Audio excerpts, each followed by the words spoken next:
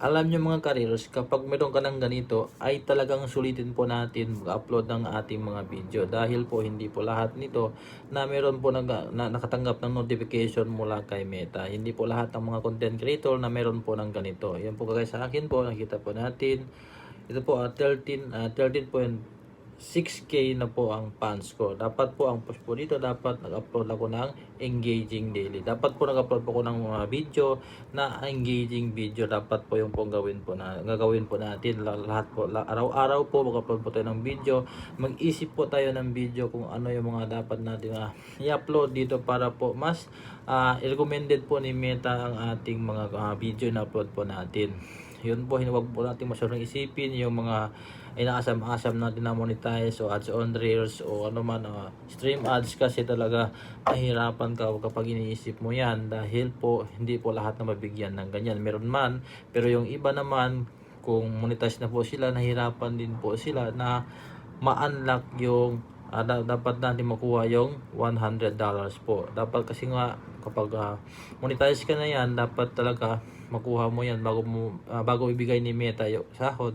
Kapag makuha mo yung $100 kapag sa stream ads, pares lang yan po sa YouTube. Ganun po ang mahirap dito sa bilang isang content creator. Dapat po hindi lang po yan, dapat po mag-upload ng video. Kailangan natin mag-isip kung ano naman ang i-content natin, dahil hindi magtatapos kung ikaw ay monetize na. Hindi magtatapos diyan, dahil kailangan mo mag-isip kung ano i-content mo para mag-stay ang yung mga viewers sa iyo. Dahil hindi yan po yan ang dapat nating gawin para mas ma-engage natin ang tao na laging manonood sa ating mga video. Iyon po ang dapat nating pag-isipan kung ano yung mga i-content natin. Dapat ganoon ang gagawin natin. At saka malaking tulong na yan kapag tutulungan ka ni Lolo Meta kapag ma-recommended ang ating mga video tulad mga ganito.